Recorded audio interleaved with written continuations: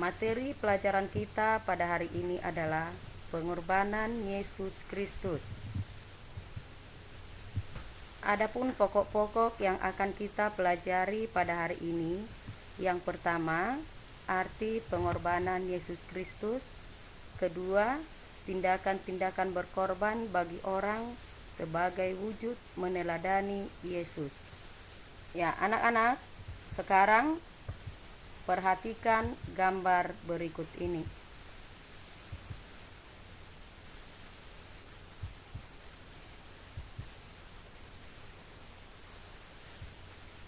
Ya, setelah kamu perhatikan gambar yang sudah Ibu berikan, Ibu mau kasih penugasan yang akan kau bahas nanti pada pembelajaran ini.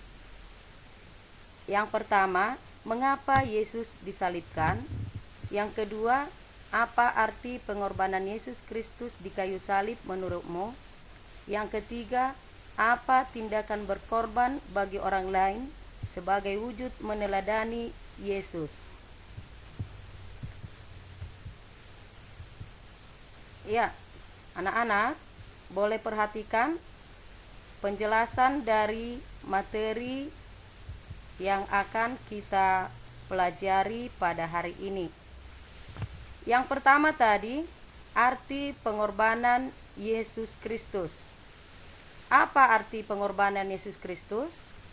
Kata berkorban menurut Kamus Bahasa Indonesia atau KBBI, berkorban berarti menjadi korban atau menderita rugi atau menyatakan bakti. Pengorbanan Yesus Kristus di kayu salib adalah jalan yang disiapkan Allah bagi penghapusan dosa serta untuk pendamaian umat manusia. Salib Kristus mengartikan pengorbanan. Pengorbanan yang selalu ditujukan untuk kebaikan orang lain. Bahkan perlu menyerahkan nyawa bagi orang lain. Pengorbanan selalu ditujukan untuk orang lain. Suatu pengorbanan tidak disebut pengorbanan jika tidak ditujukan untuk orang lain.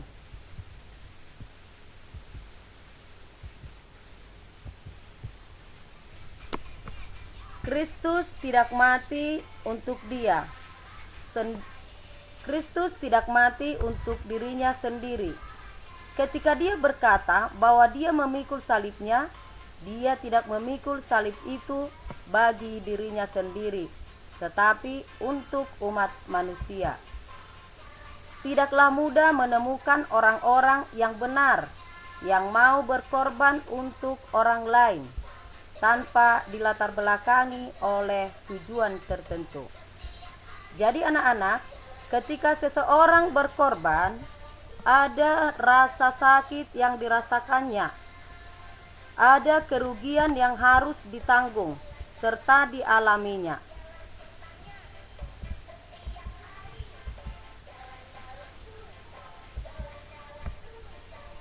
Anak-anak, pada zaman dahulu bagi orang Yahudi, salib itu menandakan penghukuman bagi semua yang dianggap paling jahat.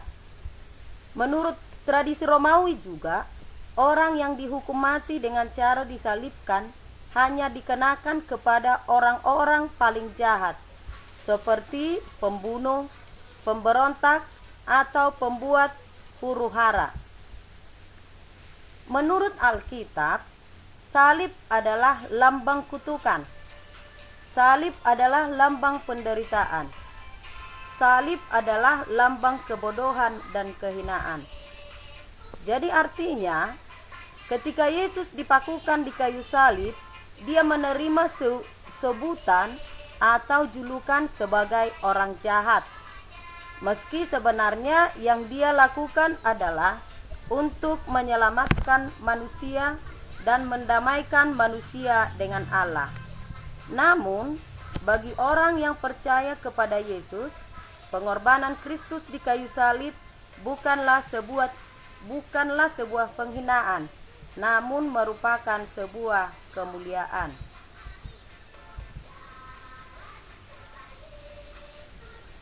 Pengorbanan Yesus Kristus di kayu salib adalah untuk menebus dosa manusia.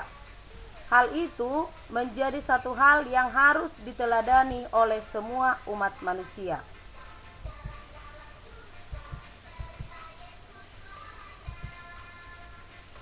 Nah, anak-anak, kita sudah lihat bagaimana pengorbanan Yesus Kristus di kayu salib. Sekarang, apa yang kita lakukan sebagai orang yang meneladani Yesus Kristus? Nah, yang pertama bisa kita lihat contoh yang bisa kamu lakukan antara lain. 1. Ketika ada makananmu, maka makanan yang kau miliki itu boleh kau bagikan kepada temanmu yang tidak memiliki makanan. Kemudian boleh juga kamu memberikan pakaian dan perlengkapan layak pakai untuk korban bencana alam. Selain itu, kamu boleh memberikan waktumu untuk membantu temanmu belajar, mengajari temanmu yang kurang mampu dalam belajar. Selain itu, kamu juga boleh memberikan tenaga untuk menolong orang tua di rumah. Itu artinya bahwa kamu sebagai peserta didik mengorbankan tenaga dan waktumu untuk membantu orang tua di rumah. Setelah itu, kamu juga boleh memberikan uang untuk membantu korban bencana alam atau fakir miskin. Ini semua adalah tindakan-tindakan yang boleh kamu lakukan untuk membantu orang lain. Demikianlah materi yang Ibu berikan pada hari ini yang bisa kamu pelajari.